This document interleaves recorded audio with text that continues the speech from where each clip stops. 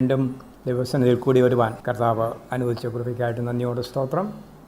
അർത്ഥസമ്പൂർണമായ പ്രാർത്ഥന എന്നുള്ള വിഷയമാണ് നമ്മൾ പഠിക്കുവാൻ ശ്രമിച്ചുകൊണ്ടിരിക്കുന്നത്. പ്രാർത്ഥന കേൾക്കുന്ന ഒരു ദൈവം സ്വർഗത്തിൽ ജീവിക്കുന്നു എന്ന് നമുക്കറിയാം.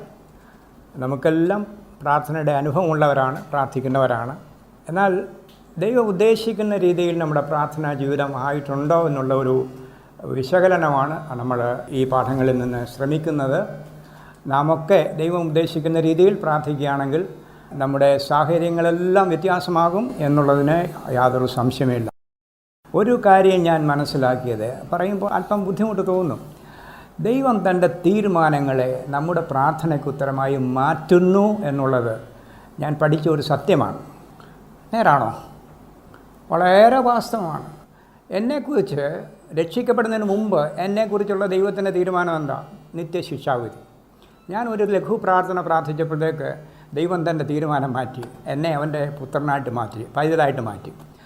ഒരു സിമ്പിൾ ഉദാഹരണം ഞാൻ പറഞ്ഞു എന്നേ ഉള്ളൂ. ഇത് വളരെ വാസ്തവമാണ്. ദൈവം തൻ്റെ തീരുമാനങ്ങളെ മാറ്റുന്നത് നമ്മുടെ പ്രാർത്ഥനയ്ക്ക് ഉത്തരമായിട്ടാണ്. ഇത് വാസ്തവമാണെങ്കിൽ നമ്മുടെ പ്രാർത്ഥനാ ജീവിതമൊക്കെ വളരെ വ്യത്യാസപ്പെടേണ്ടിയിരിക്കുന്നു. കഴിഞ്ഞ ആഴ്ച അവസാനിപ്പിച്ചത് ദൈവത്തിൻ്റെ വാഗ്ദത്തങ്ങൾ നിറവേറണമെങ്കിൽ ദൈവജനം പ്രാർത്ഥിക്കണം എന്നാണ്. അത് ആദ്യം കേൾക്കുമ്പോൾ അല്പം ബുദ്ധിമുട്ടായിട്ട് തോന്നും.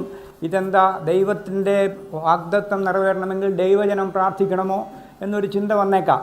പക്ഷേ വചനത്തിൽ നിന്ന് പഠിക്കുന്ന ഒരു നഗ്ന സത്യം, അതിനെക്കുറിച്ച് അടുത്ത ക്ലാസ്സിൽ കുറച്ച് കൂടുതലായിട്ട് വിവരിക്കുന്നതായിരിക്കും. എന്നാൽ നഗ്ന സത്യം, ദൈവജനത്തിൻ്റെ പ്രാർത്ഥനയ്ക്ക് ഉത്തരമായിട്ടാണ് ദൈവം തൻ്റെ വാഗ്ദത്തങ്ങൾ നിറവേറ്റുന്നത്. ഇസ്ഹാക്കിൻ്റെ കാര്യത്തെക്കുറിച്ച് നമ്മൾ പഠിച്ചു. ഉൽപ്പത്തി 25:21. ഇസ്ഹാക്ക് തൻ്റെ ഭാര്യയായ റിബേക്കായ്ക്ക് വേണ്ടി പ്രാർത്ഥിച്ചു, യഹോവ അവളുടെ ഗർഭം തുറന്നു. അബ്രഹാമിനോടുള്ള വാഗ്ദത്തം, നിൻ്റെ സന്തതി ആകാശത്തിലെ നക്ഷത്രങ്ങൾ പോലെ, കടൽക്കരയിലെ മണൽ പോലെ ആകുമെന്ന്. എന്നാൽ ഇസ്ഹാക്കിൻ്റെ പ്രാർത്ഥനയ്ക്ക് ഉത്തരമായിട്ടാണ് ദൈവം റിബേക്കയുടെ ഉദരം തുറന്നത്. ഈ വിഷയം കുറച്ച് വിശകലനമായിട്ട് പഠിക്കും. എന്നാൽ കഴിഞ്ഞ ആഴ്ച പറയാനുള്ള കാരണം, നാം ജീവിക്കുന്ന ഈ കാലഘട്ടം, ചുമന്ന ചന്ദ്രനെക്കുറിച്ച് സൂചിപ്പിച്ചു. യഹോവയുടെ വലുതും ഭയങ്കരമായ നാൾ വരുന്ന മുമ്പ് സൂര്യൻ ഇരുണ്ടും ചന്ദ്രൻ രക്തമായി മാറും എന്നുള്ള യോവേൽ പ്രവചനം 2-ാം അധ്യായത്തിലുള്ള വാക്യം ഉദ്ധരിച്ച്, നാം ഈ ജീവിക്കുന്ന കാലഘട്ടം വളരെ നിർണായകമാണ്. കാരണം ഇസ്രയേലിൻ്റെ പെസഹ ദിവസത്തിൻ്റെ ആദ്യ ദിവസം, കൂടാര പെരുന്നാളിൻ്റെ ആദ്യ ദിവസം, അവരുടെ ന്യൂ ഇയർ ഡേയിൽ ഇത് 8ാമത്തെ പ്രാവശ്യമാണ് ഇങ്ങനെ സംഭവിക്കുന്നത്. ഇനി സംഭവിക്കുകയില്ല എന്ന് പറഞ്ഞാൽ, ഭാഗികമായി ഇസ്രയേലിന് ഏർപ്പെട്ടിരുന്ന ഹൃദയകാഠിന്യം മാറ്റി അവരെ ദൈവം വീണ്ടും കരങ്ങളിൽ എടുത്തിരിക്കുകയാണ് എന്നുള്ളതിന് അടയാളമാണിത്. അത് മാത്രമല്ല, ജാതികളുടെ പൂർണ്ണസംഖ്യ തീരുവാനുള്ള സമയമായി, കൃപായുഗത്തിന് കട്ടൻ വീഴുവാനുള്ള നേരമായി. ആ കാലത്താണ് നമ്മൾ ജീവിക്കുന്നത്. അപ്പോൾ ദൈവത്തിൻ്റെ വാഗ്ദത്തങ്ങൾ നിറവേറ്റുന്നത് ദൈവജനത്തിൻ്റെ പ്രാർത്ഥനയ്ക്ക് ഉത്തരമായിട്ടാണ് എന്ന് പറഞ്ഞപ്പോൾ മനസ്സിലാക്കേണ്ട കാര്യം, ആ കർത്താവിൻ്റെ അവസാനത്തെ വാഗ്ദത്തം എന്താണ്? ഞാൻ വേഗം വരുന്നു. യോഹന്നാൻ പ്രതികരിച്ചു, ആമീൻ കർത്താവായ യേശുവേ വരണമേ. ഇന്ന് നമ്മൾ ഇവിടെ ആയിരിക്കുന്ന ആളുകളൊക്കെ ആത്മാർത്ഥമായി കർത്താവിൻ്റെ വരവിന് വേണ്ടി പ്രാർത്ഥിക്കേണ്ടതാണ് എന്ന് പറഞ്ഞാണ് അവസാനിപ്പിച്ചത്. അത് വളരെ പ്രസക്തമായ ഒരു കാര്യം. ഞാൻ അനേകം മണിക്കൂറുകൾ പ്രാർത്ഥിക്കാൻ ഇടയായിട്ടുണ്ട്. പ്രാർത്ഥനയുടെ അനേക ഉത്തരങ്ങൾ കണ്ട് അതിശയിച്ചു പോയിട്ടുണ്ട്. ദൈവം ഇങ്ങനെ പ്രാർത്ഥനയ്ക്ക് ഉത്തരം തരുമോ? നാം പ്രാർത്ഥിക്കുമ്പോൾ യഥാർത്ഥത്തിൽ എന്താണ് സംഭവിക്കുന്നത്? ഞാനപ്പോൾ അതിനെക്കുറിച്ച് ഒരു ചെറിയ റൈറ്റപ്പ്, സയൻസ് ഓഫ് പ്രെയർ എന്ന് പറഞ്ഞാൽ പ്രാർത്ഥനയുടെ സാങ്കേതികത്വം, ശാസ്ത്രീയത. നാം പ്രാർത്ഥിക്കുമ്പോൾ വാസ്തവത്തിൽ എന്താ സംഭവിക്കുന്നത്? നാം ഇവിടെ നിന്ന് പ്രാർത്ഥിക്കുന്നു, ഞാൻ മുറിയിലിരുന്നുകൊണ്ട് പ്രാർത്ഥിക്കുന്നു, കണ്ണടച്ച് പ്രാർത്ഥിക്കുന്നു, നാം ആരും അറിയാതിരുന്നുകൊണ്ട് പ്രാർത്ഥിക്കുന്നു. നാം പ്രാർത്ഥിക്കുമ്പോൾ എന്ത് സംഭവിക്കുന്നു? What is actually happening? അതിൻ്റെ സയൻസ്, അതിൻ്റെ പുറകിലത്തെ ശാസ്ത്രം എന്താണ്? അങ്ങനെ ഇരുന്നപ്പോഴാണ് സഭാപ്രസംഗി 10:2 വായിക്കുവാനിടയായത്. സഭാപ്രസംഗി 10:2 ഈ വാക്യം വായിച്ച് ഞാനിങ്ങനെ വെമ്പൽ കൊണ്ട് ഇതിൻ്റെ അർത്ഥം എന്താണ് ചിന്തിച്ചുകൊണ്ടിരിക്കുമ്പോഴാണ് ഒരു ട്രാക്റ്റ് എൻ്റെ കയ്യിലെത്തി. ആ ട്രാക്റ്റ് അൽഫ മൈൻഡിനെ കുറിച്ചാണ്. അൽഫ മൈൻഡിനെ കുറിച്ചുള്ള ഒരു ട്രാക്റ്റാണ് കിട്ടിയത്. സഭാപ്രസംഗി 10-ാം അധ്യായത്തിൻ്റെ 2-ാമത്തെ വാക്യം, ജ്ഞാനിയുടെ ബുദ്ധി അവൻ്റെ വലതുഭാഗത്തും മൂഢൻ്റെ ബുദ്ധി അവൻ്റെ ഇടതുഭാഗത്തും ഇരിക്കുന്നു. ജ്ഞാനിയുടെ ബുദ്ധി അവൻ്റെ വലതുഭാഗത്ത്, മൂഢൻ്റെ ബുദ്ധി അവൻ്റെ ഇടതുഭാഗത്ത്. ഞാൻ ഈ വാക്യം വായിച്ച്, കർത്താവേ ഇതിൻ്റെ അർത്ഥം എന്താ? ഇങ്ങനെ ചിന്തിച്ചുകൊണ്ടിരിക്കുക. ജ്ഞാനിയുടെ ബുദ്ധി അവൻ്റെ വലത് ഭാഗത്ത്, മൂഢൻ്റെ ബുദ്ധി അവൻ്റെ ഇടത്ത് ഭാഗത്ത് ഇരിക്കുന്നു. അങ്ങനെ ഇരുന്നപ്പോൾ ഒരു ട്രാക്റ്റ് എൻ്റെ കൈവശം എത്തി. എൻ്റെ രണ്ടാമത്തെ മകൻ, അന്ന് ഞങ്ങൾ ചെന്നൈയിലായിരുന്നു, അവന് ഒരു ഓഫീസിൽ ജോലി ചെയ്തുകൊണ്ടിരിക്കുകയാണ്. ആ ഓഫീസിൽ നിന്ന് ഓടി വന്നു, ഡാഡി എനിക്കൊരു ട്രാക്റ്റ് കിട്ടി, ഞങ്ങളുടെ ഓഫീസിൽ ഒരാൾ വന്നു ഒരു ട്രാക്റ്റ് തന്നു. ഞാൻ ചോദിച്ചു എന്താ അതിനൊരു പ്രത്യേകത? അത് അൽഫാ മൈൻഡിനെ കുറിച്ചുള്ളതാണ്. അൽഫാ മൈൻഡോ? അതെന്തോ ഞാൻ കേട്ടിട്ടില്ലല്ലോ. അപ്പോൾ ഞാൻ അൽഫാ മൈൻഡിനെ കുറിച്ച് വായിക്കാൻ തുടങ്ങി.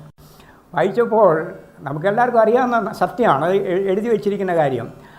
മനുഷ്യൻ്റെ ബ്രെയിൻ ഇടത്തുവശത്തും വലത്തുവശത്തുമാണ്. ഇടത്തുവശത്തും വലത്തുവശത്തും രണ്ട് ഭാഗമായിട്ടാണ് ബ്രെയിൻ ഫങ്ഷൻ ചെയ്യുന്നത്. നമ്മുടെ ഹൃദയം മിനിറ്റിൽ 70 പ്രാവശ്യം സ്പന്ദിക്കുന്നു. എന്നാൽ നമ്മുടെ ബ്രെയിൻ, ഇടത്തുവശത്തെ ബ്രെയിൻ ഒരു സെക്കൻഡിൽ 20 പ്രാവശ്യം വരെ സ്പന്ദിക്കുന്നു. Vibrates about 20 times in a second.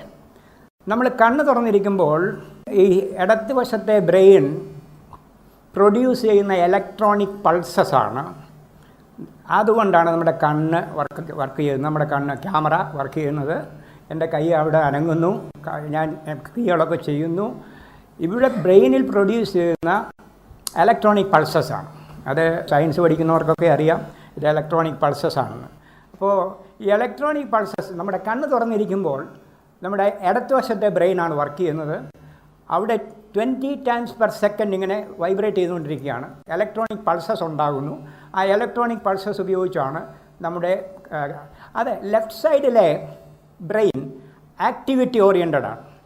നമുക്ക് ജോലി ചെയ്യണമെങ്കിൽ കണ്ണ് തുറന്നിരിക്കണം. കണ്ണ് തുറന്നിരുന്ന് കണ്ണിൽ ഏറ്റവും കൂടുതൽ ഇലക്ട്രിസിറ്റി ആവശ്യമുള്ളത് ക്യാമറയ്ക്കാണ്. അതുകൊണ്ട് ഏറ്റവും കൂടുതൽ സ്പീഡിൽ അവിടെ സ്പന്ദിച്ചുകൊണ്ടിരിക്കുകയാണ്. കണ്ണടച്ച് കഴിയുമ്പോൾ റൈറ്റ് ബ്രെയിൻ ടേക്ക് ഓവർ ചെയ്യുന്നു. അത് ഇൻറ്റ്യൂഷൻ ഓറിയൻറ്റഡ് ആണ്. അപ്പോൾ അവിടെ സ്പന്ദനം കുറയുന്നു. അത് പെർ സെക്കൻഡ് 14 സൈക്കിൾസ് പെർ സെക്കൻഡായിട്ട് കുറയുന്നു. സ്പന്ദനം കുറയുന്നു, പക്ഷേ അതിൻ്റെ കപ്പാസിറ്റി കൂടുന്നു. Intuition oriented. ലെഫ്റ്റ് ബ്രെയിൻ വന്ന് ആക്ടിവിറ്റി ഓറിയൻറ്റഡ് ആണ്. റൈറ്റ് ബ്രെയിൻ വന്ന് ഇൻറ്റ്യൂഷൻ ഓറിയൻറ്റഡ് ആണ്. നമ്മൾ കണ്ണടയ്ക്കുമ്പോൾ ചില കാര്യം മറന്നുപോയാൽ കണ്ണടയ്ക്കും, തലേന്നൊന്നും ചൊടിയും. അപ്പം എന്താ സംഭവിക്കുന്നത്? മറന്നുപോയ കാര്യങ്ങളൊക്കെ ഓർക്കുന്നു. നമ്മളെ അഗാധമായിട്ട് എന്തെങ്കിലും കാര്യം ചിന്തിക്കുമ്പോൾ അറിയാതെ കണ്ണടയ്ക്കുന്നു. കണ്ണടയ്ക്കുമ്പോൾ എന്താ സംഭവിക്കുന്നത്? റൈറ്റ് ബ്രെയിൻ ടേക്ക് ഓവർ ചെയ്യുന്നു, സ്പന്ദനം കുറയുന്നു, പവർ കൂടുന്നു, സബ് കോൺഷ്യസ് മൈൻഡുമായിട്ട് ബന്ധപ്പെടുന്നു. പ്രാർത്ഥിക്കുന്നതുകൊണ്ട് നമ്മൾ എന്താ ചെയ്യുക? സൺഡേ സ്കൂളിൽ പഠിച്ചാലും ഇല്ലെങ്കിലും പ്രാർത്ഥിക്കുന്ന പറഞ്ഞാൽ അറിയാതെ കണ്ണടയ്ക്കും. കണ്ണടയ്ക്കുമ്പോൾ നമ്മൾ സബ് കോൺഷ്യസ് മൈൻഡുമായിട്ട് ബന്ധപ്പെടുകയാണ്. ഇൻറ്റ്യൂഷൻ ഓറിയൻറ്റഡാണ്. നമ്മുടെ ഹൃദയത്തിൽ കർത്താവ് വസിക്കുന്നു. നാം കണ്ണടച്ച് കർത്താവേ എന്ന് വിളിക്കുമ്പോൾ സർവശക്തനായ ദൈവവുമായിട്ട് ബന്ധപ്പെടുന്നു. എന്നിട്ട് നാം പ്രൊഡ്യൂസ് ചെയ്യുന്ന ആ ഇലക്ട്രോണിക് പൾസസ് നാം ആർക്ക് വേണ്ടി പ്രാർത്ഥിക്കുന്നുവോ, ഞാൻ എന്തിനു വേണ്ടി പ്രാർത്ഥിക്കുന്നു, ആ സ്ഥലത്തേക്ക് ദൈവശക്തി ഇലക്ട്രോണിക് പൾസസായിട്ട് അവിടെ പായുകയാണ്. നമ്മളൊരു മൊബൈലായിട്ട് ആക്ട് ചെയ്യുകയാണ്. മൊബൈൽ ഫോണ് സ്വിച്ച് ചെയ്യുന്ന ഓൺ ചെയ്യുന്നു, അപ്പോഴത്തേക്ക് സാറ്റലൈറ്റുമായിട്ട് ബന്ധപ്പെടുന്നു. സാറ്റലൈറ്റിൽ നിന്ന് നമ്മൾ ആർക്ക് വേണ്ടി ആരെ വിളിക്കുന്നു ആ ആളുമായിട്ട് ബന്ധപ്പെടുന്നു. എക്സാക്ട്ലി ഇതുപോലെ തന്നെ നാം പ്രാർത്ഥിക്കുമ്പോൾ നാം ഒരു മൊബൈൽ ഫോണായിട്ട് ആക്ട് ചെയ്യുകയാണ്. നാം കണ്ണടച്ച് കർത്താവേ എന്ന് വിളിക്കുമ്പോൾ നമ്മുടെ ഹൃദയത്തിൽ കർത്താവുണ്ട്, സാറ്റലൈറ്റുമായിട്ട് ബന്ധപ്പെടുന്നു. എന്നിട്ട് നമ്മൾ ആർക്ക് വേണ്ടി പ്രാർത്ഥിക്കുന്നുവോ ആ സ്ഥലത്തേക്ക് ദൈവശക്തി ഇലക്ട്രോണിക് പൾസസായിട്ട് പായുന്നു. ഇത് മനസ്സിലാക്കി കഴിഞ്ഞപ്പോൾ പ്രാർത്ഥനയുടെ പ്രസക്തി ഇച്ചിരി വർദ്ധിച്ചു. ഞാൻ ചുമ്മാ ഇരുന്ന് പ്രാർത്ഥിക്കുമ്പോൾ കർത്താവേ ഞാൻ ജോയിക്കുട്ടിയെക്കുറിച്ച് ഓർക്കുന്നു എന്ന് പറയുമ്പോൾ ഞാൻ എന്താ ചെയ്യുന്നത്? ദൈവശക്തി ജോയിക്കുട്ടിയിലേക്ക് പായിക്കുകയാണ്. അപ്പം പ്രാർത്ഥിക്കുമ്പോൾ ദൈവത്തിൻ്റെ ശക്തി നമ്മിൽ കൂടെ വ്യാപരിച്ച് നാം ആർക്ക് വേണ്ടി പ്രാർത്ഥിക്കുന്നു, ഇവർക്ക് വേണ്ടി പ്രാർത്ഥിക്കുന്നു, അങ്ങേക്ക് ദൈവശക്തി പായിക്കുന്ന ഒരു ഉപാധിയായിട്ടാണ് പ്രാർത്ഥന മാറുന്നത്. സ്വർഗത്തിലെ കമ്പനി, ഇന്ത്യൻ ലോകത്തിലെ കമ്പനികളോട്ടല്ല. ഈ സാധാരണ മൊബൈൽ അത് മെസ്സേജ് അയക്കുമ്പോഴും നമ്മൾ സംസാരിക്കുമ്പോഴും ബാറ്ററി വീക്കായിക്കൊണ്ടിരിക്കും. എന്നാൽ സ്വർഗത്തിലെ കമ്പനി പ്രൊഡ്യൂസ് ചെയ്തത് നമ്മൾ മെസ്സേജ് അയച്ചെങ്കിലേ ബാറ്ററി ചാർജ് ആവുകയുള്ളൂ. നമ്മൾ മെസ്സേജ് അയച്ചെങ്കിലേ ബാറ്ററി ചാർജ് ആവുകയുള്ളൂ. നമ്മൾ സംസാരിച്ചെങ്കിലേ ബാറ്ററി ചാർജ് ആവുകയുള്ളൂ. നമ്മുടെ അനേകരുടെ ബാറ്ററി ചാർജ് ആകാത്തതിൻ്റെ കാര്യം മനസ്സിലായോ? ശക്തിയില്ലാത്തതിൻ്റെ കാരണം മനസ്സിലായോ? എത്ര നേരം പ്രാർത്ഥിക്കുന്നുണ്ടോ അത്രയും നേരം ദൈവശക്തി നമ്മിൽ കൂടെ പായുകയാണ്. മറന്നു പോരുത്. We are heavens out agencies here on earth. ദൈവത്തിൻ്റെ അനാദി തീരുമാനങ്ങൾ നമ്മിൽ കൂടെയാണ് അവൻ പ്രവർത്തിക്കുന്നത്. അവന് വേറെ ഒരു മാർഗമില്ല. അവൻ നമ്മിൽ കൂടെയാണ് പ്രവർത്തിക്കുന്നത്. നാം അതിന് തടസ്സമായി നിൽക്കുവാൻ പാടില്ല. നമ്മിൽ ദൈവകൃപ വ്യാപരിക്കുന്നുണ്ട്. പ്രാർത്ഥിക്കുവാൻ ഒരു ആഗ്രഹം നമുക്കുണ്ടെങ്കിൽ ദൈവകൃപ നമ്മിൽ വ്യാപരിക്കുന്നു എന്നർത്ഥം. ഈ ദൈവകൃപ നമ്മിൽ വ്യാപരിക്കുന്നുവെങ്കിൽ നമ്മിൽ വ്യാപരിച്ച് അത് നിന്നു പോകാൻ ഇടയാകരുത്. നമ്മിൽ കൂടെ ലോകമെങ്ങും വ്യാപരിക്കണം. നമ്മിൽ ദൈവശക്തി വ്യാപരിക്കട്ടെ.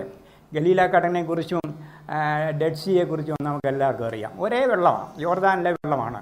പക്ഷേ ഗലീലാക്കടലിൽ മീനിൻ്റെ പെരുപ്പം, ഡെഡ് സീയിലോ ജീവനില്ല. കാരണം എന്താ? സിമ്പിൾ റീസൺ, ഡെഡ് സീയിൽ വരുന്ന വെള്ളം അവിടെ നിന്ന് എങ്ങോട്ടും പോകുന്നില്ല.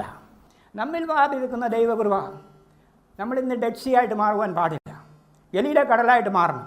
നമ്മിൽ വ്യാപരിക്കുന്ന ദൈവകൃപ നമ്മിൽ കൂടെ എത്രയും ലോകത്തിൽ എവിടെല്ലാം പോകാൻ ഒക്കുമോ അത്രയും ദൈവശക്തി നമ്മിൽ വ്യാപരിക്കുന്നത് മാത്രമല്ല, നമ്മുടെ ശക്തി വർദ്ധിക്കുന്നു എന്നതിൽ സംശയമില്ല.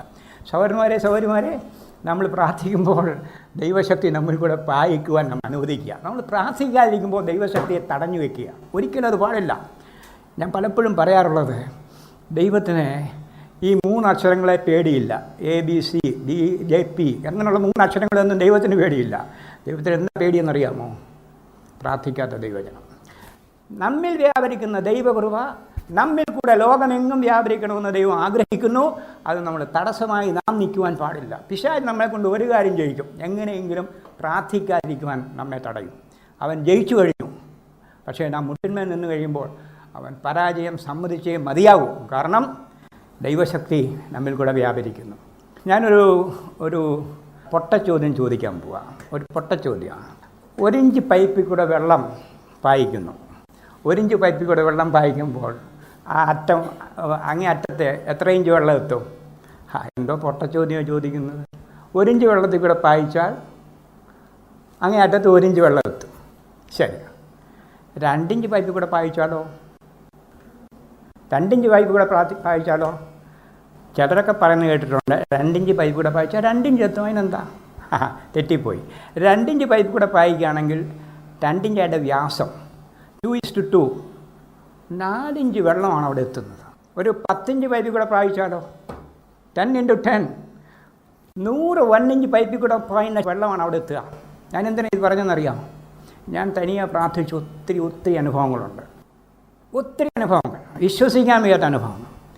എന്നാൽ സഭയായിട്ട് കൂടി ഒന്ന് പ്രാർത്ഥിക്കുമ്പോൾ അതിൻ്റെ 100 ഇരട്ടി ശക്തിയാണ് 10 പേരിരുന്ന് പ്രാർത്ഥിക്കുമ്പോൾ ഉണ്ടാകുന്നതെന്നുള്ളത് മനസ്സിലാക്കിയിട്ടുണ്ട്. എൻ്റെ 4ാമത്തെ മോള് ഇന്ന് രാജസ്ഥാനിലെ ബിക്കാനീറിലെ സുവിശേഷകൻ്റെ ഭാര്യയാണ്, ബോസ് ഫിലിപ്പിൻ്റെ ഭാര്യയാണ്. അവർ വിവാഹത്തിന് ശേഷം ഒരു 6-7 വർഷങ്ങൾ ബോംബെയിലായിരുന്നു, ന്യൂ ബോംബെയിലായിരുന്നു. അപ്പോൾ ആദ്യ ചില വർഷങ്ങളിൽ അവൾ അവിടെ പോയി. 7 വർഷത്തേക്ക് അവർക്ക് മക്കളൊന്നും ഇല്ലായിരുന്നു. ഈ 7 വർഷത്തിനിടയിൽ പല പ്രാവശ്യം 6 മാസത്തിലൊരിക്കൽ വിളിക്കും, ഡാഡി മോക്ക് മലേറിയ. വർഷത്തിലൊരു 2 പ്രാവശ്യമെങ്കിലും മലേറിയ ആയിട്ട് അവൾ കിടക്കുകയാണെന്ന് പറഞ്ഞ് പല പ്രാവശ്യങ്ങൾ വിളിച്ചു. ഞങ്ങളതിനെക്കുറിച്ച് പ്രാർത്ഥിക്കാറുണ്ടായിരുന്നു. പല പ്രാവശ്യം പ്രാർത്ഥിച്ചു. വർഷങ്ങൾ വ്യത്യാസമൊന്നും കാണുന്നില്ല. അടുത്ത വർഷം ഇതുപോലെ മലേറിയ. 6 മാസം കഴിഞ്ഞാൽ പിന്നെയും പറയും മലേറിയയാണ്, കിടക്കുക. ഒരിക്കൽ ശനിയാഴ്ച വൈകിട്ട് എനിക്ക് ന്യൂസ് കിട്ടി, മോള് വീണ്ടും മലേറിയ ബാധിച്ചു കിടക്കുന്നു, പ്രാർത്ഥിക്കണം. എന്നിട്ട് അടുത്ത ഞായറാഴ്ച രാവിലെ ആരാധനയ്ക്ക് കിൽപോക്ക് അസംബ്ലിയിലാണ് കൂടിക്കൊണ്ടിരുന്നത്. അവിടെ അനൗൺസ്മെൻറ്റ് പറഞ്ഞതിൻ്റെ ഇടയ്ക്ക് ഞാനൊരു കടലാസ് എടുത്ത് ഒരു നോട്ട് കൊടുത്തു. ഇതുപോലെ എൻ്റെ 4ാമത്തെ മോൾ ബോംബെയിൽ സുവിശേഷകൾ ചെയ്യുന്നു. കഴിഞ്ഞ പല വർഷങ്ങളായിട്ട് ഈ മലേറിയയിൽ ബാധിക്കപ്പെട്ടുകൊണ്ടിരിക്കുന്നു. വർഷങ്ങളിൽ 2 പ്രാവശ്യമെങ്കിലും അത് റിപ്പീറ്റ് ചെയ്തുകൊണ്ടിരിക്കുകയാണ്. പല വർഷങ്ങളായി സഭ ദയവായിട്ട് പ്രാർത്ഥിക്കണം. എന്താ സംഭവിച്ചതെന്നറിയാമോ? നിങ്ങൾ വിശ്വസിക്കണം. സഭ ശ്രദ്ധയോടെ പ്രാർത്ഥിച്ചു. അതിനുശേഷം ഒരിക്കൽ പോലും അവൾ മലേറിയ റിപ്പോർട്ട് ചെയ്തിട്ടില്ല. ദൈവത്തിന് സ്തോത്രം. അതുകൊണ്ട് നമ്മൾ ഒരുമിച്ച് വന്ന് പ്രാർത്ഥിക്കുമ്പോൾ, ഒരു 10 പേർ ഒരുമിച്ച് വന്നിരുന്ന് പ്രാർത്ഥിക്കുമ്പോൾ 100 പേര് തനിയായിരുന്നു പ്രാർത്ഥിക്കുന്നതിൻ്റെ ശക്തിയാണ്, ദൈവശക്തിയാണ് പ്രാർത്ഥിക്കുന്നത് എന്നുള്ള മറന്നു പോരുന്നത്. പിന്നെ വേറൊരു കാര്യമാണ്, പൈപ്പിന് കിഴുത്തൊന്നും പാടില്ല. എല്ലാവരും ശ്രദ്ധയോടെ ഒന്ന് പ്രാർത്ഥിക്കണം. ദൈവശക്തി പായിക്കും. ഞാനൊന്ന് പറയട്ടെ, ഇത് ദൈവം ആഗ്രഹിച്ചുകൊണ്ടിരിക്കുന്നു. 2 പേർ ഒരുമിച്ച് പ്രാർത്ഥിച്ചാൽ, സഭയായിട്ട് പ്രാർത്ഥിക്കുമ്പോൾ ദൈവം തൻ്റെ കാര്യപരിപാടികൾ വളരെ ടണലിൽ കൂടെ വെള്ളം വിടുന്ന ആ ഫോഴ്സ്, ഈ ഇലക്ട്രിസിറ്റി പ്രൊഡ്യൂസ് ചെയ്യുന്ന തേനീ ചെന്നാൽ കാണാം വെള്ളം ഇങ്ങനെ എന്തൊരു ഫോഴ്സിലാണ് ആ ജനറേറ്റർ വർക്ക് ചെയ്ത് വെള്ളം ഒഴുകുന്നത്. അത് തന്നെയാണ് സംഭവിക്കുന്നത് നാം പ്രാർത്ഥിക്കുമ്പോൾ. ദൈവനാമത്തിന് മഹത്വം ഉണ്ടാകട്ടെ. ഇന്ന് പ്രാർത്ഥനയുടെ 3 തലങ്ങളെക്കുറിച്ചാണ് സംസാരിക്കുവാൻ ആഗ്രഹിക്കുന്നത്. പ്രാർത്ഥനയ്ക്ക് 3 തലങ്ങൾ. നാം എല്ലാവരും പ്രാർത്ഥിക്കുന്നവരാണ്. 1-ാം തലത്തിൽ പ്രാർത്ഥന അനുഭവിക്കുന്നവരാണ്. 1-ാം തലത്തിൽ പ്രാർത്ഥന ചോദിച്ചു വാങ്ങിക്കുക എന്നുള്ളതാണ്. മത്തായി സുവിശേഷം 7-ാം അധ്യായത്തിൻ്റെ 7-ാം വാക്യം നമുക്കെല്ലാവർക്കും അറിയാവുന്ന വാക്യമാണല്ലോ. യാചിപ്പീൻ എന്നാൽ നിങ്ങൾ കിട്ടും, അന്വേഷിപ്പീൻ കണ്ടെത്തും, മുട്ടുവീൻ തുറക്കപ്പെടും. യാചിപ്പീൻ കണ്ടെത്തും, യാചിപ്പീൻ നിങ്ങൾക്ക് ലഭിക്കുമെന്നുള്ളത് ദൈവത്തിൻ്റെ 1-ാമത്തെ പ്രമാണമാണ്. യാക്കോബിൻ്റെ ലേഖനം 4-ാം അധ്യായത്തിൻ്റെ 2-ാം വാക്യത്തിൽ യാചിക്കായ്ക കൊണ്ട് ലഭിക്കുന്നില്ല, യാചിക്കായ്ക കൊണ്ട് ലഭിക്കുന്നില്ല. ആദ്യത്തെ ക്ലാസ്സിൽ പ്രാർത്ഥനയുടെ യുക്തിയെക്കുറിച്ച് പറഞ്ഞു, അതുകൊണ്ട് അതിവിടെ വിവരിക്കാൻ ആഗ്രഹിക്കുന്നില്ല. യാചിപ്പീൻ ലഭിക്കുക എന്നുള്ളതാണ് ദൈവം വെച്ചിരിക്കുന്ന വ്യവസ്ഥ. ദൈവം ഈ ഭൂമിയെ ചില വ്യവസ്ഥകളുടെ അടിസ്ഥാനത്തിലാണ് നിയന്ത്രിക്കുന്നത്. ഈ ഭൗതിക നിയമങ്ങളുണ്ട്. 148-ാം സങ്കീർത്തനം 148-ാം സങ്കീർത്തനത്തിൻ്റെ 5-6 വാക്യങ്ങൾ. അവൻ കൽപ്പിച്ചിട്ട് അവ സൃഷ്ടിക്കപ്പെട്ടിരിക്കയാൽ അവ യഹോവയുടെ നാമത്തെ സ്തുതിക്കട്ടെ. അവൻ അവയെ സദാകാലത്തേക്കും സ്ഥിരമാക്കി ലംഘിക്കാത്ത ഒരു നിയമം വച്ചിരിക്കുന്നു. ഈ ഭൂമിയെ ദൈവം നിയന്ത്രിക്കുന്നത് ലംഘിക്കരുതാത്ത നിയമങ്ങൾ വെച്ചിട്ടാണ്. ലംഘിക്കരുതാത്ത നിയമങ്ങൾ ആണ് ഈ അഖിലാണ്ട കോടി ബ്രഹ്മാണ്ട കടാഹങ്ങളെ അതിനെ അവിടെ അതിൻ്റെ നിരപ്പ് നിർത്തിയിരിക്കുന്നത്. ഉണ്ടാകട്ടെ എന്ന് പറഞ്ഞപ്പോൾ അഖിലാണ്ടം മുഴുവൻ ഉണ്ടായി. ഇതുവരെയും വലിയ ശാസ്ത്രജ്ഞന്മാർ അതിൻ്റെ ബോർഡേഴ്സ് കണ്ടുപിടിക്കാൻ കഴിഞ്ഞിട്ടില്ല. ഏറ്റവും വലിയ ടെലിസ്കോപ്പ് കൊണ്ടുപോയിട്ടും പിന്നെയും യൂണിവേഴ്സിൻ്റെ അറ്റം എവിടെയാണെന്ന് കണ്ടുപിടിക്കാൻ കഴിഞ്ഞിട്ടില്ല. അപ്പോൾ അതിനേക്കാളൊക്കെ വലിയതാണ് ദൈവം. ഉണ്ടാകട്ടെ എന്ന് പറഞ്ഞപ്പോൾ ഇതെല്ലാം ഉണ്ടായെന്ന് മാത്രമല്ല, ഇതെല്ലാം അതിൻ്റെ പാതയിൽ ഒരു പ്രശ്നങ്ങളും ഇല്ലാതെ ഓടിക്കൊണ്ടിരിക്കും. കാരണം എന്താ? ദൈവം വ്യവസ്ഥ വെച്ചിരിക്കുകയാണ്. Law of gravity. ന്യൂട്ടൻ്റെ തലയിലെ പഴം വീണുകൊണ്ടാണ് ഗ്രാവിറ്റി ഉണ്ടെന്നുള്ളത് കണ്ടുപിടിക്കാനിടയായത്. അതുപോലെ ഭൗതിക നിയമങ്ങൾ ശാസ്ത്രജ്ഞന്മാരൊക്കെ കണ്ടുപിടിച്ചിട്ടുണ്ട്. ആ ഭൗതിക നിയമങ്ങൾ അനുസരിച്ചെങ്കിൽ മാത്രമേ നമുക്ക് ഈ ഭൂമിയിൽ ജീവിക്കാൻ പറ്റുള്ളൂ. ആ ഭൗതിക നിയമങ്ങളെ ലംഘിച്ചാൽ 3-ാം നിലയുടെ മണ്ടയിൽ നിന്ന് ഞാൻ വീണാൽ എത്ര വലിയ ഭക്തനാണെങ്കിലും എല്ലോടിയും. കാരണം ഞാൻ ആ ഭൗതിക നിയമത്തെ ലംഘിക്കുന്നു. ഭൗതിക നിയമത്തെ ലംഘിച്ചാൽ എനിക്ക് ശാരീരികമായ ക്ഷതം ഏർപ്പെടും, അല്പം പോലും സംശയമില്ല. ചിലപ്പം ഭൗതിക നിയമങ്ങളെ ദൈവം സസ്പെൻഡ് ചെയ്തേക്കാം. ഞാൻ ഓർക്കുന്നുണ്ട്, ഒരിക്കൽ ഞാൻ കൊടൈക്കനാലിൽ നിന്ന് കാർ ഓടിച്ചുകൊണ്ട് വരികയായിരുന്നു. അത് ഒമിനി കാറായിരുന്നു. എൻ്റെ അളിയൻ്റെ മകനാണ്, ടൈറ്റസിൻ്റെ മോനാണ് ഓടിച്ചുകൊണ്ടിരിക്കുന്നത്. ഒരു 35 കിലോമീറ്റർ സ്പീഡ്. ഞങ്ങൾ MEC കുടുംബം, മക്കളും കൊച്ചുമക്കളും അവരുടെ മക്കളും എല്ലാം കൂടെ ഒരുമിച്ച് കൂടി 52 പേരുണ്ടായിരുന്നു. 3 ദിവസം കൊടൈക്കനാലിൽ നല്ല സന്തോഷമായിട്ട് ദൈവസന്നിധിയിൽ ആരാധിച്ചും പ്രാർത്ഥിച്ചും സന്തോഷിച്ചും ഒക്കെ ഇരുന്നിട്ട് തിരിഞ്ഞു വരുന്നുകൊണ്ടിരിക്കുക. രാത്രി 7 മണി. 35 കിലോമീറ്റർ സ്പീഡിലേ പോകുന്നുള്ളൂ എൻ്റെ വണ്ടി. അതിന് മുമ്പിൽ ഒരു വണ്ടി മുമ്പിലുണ്ട്, ഒരെണ്ണം പുറകിലുണ്ട്.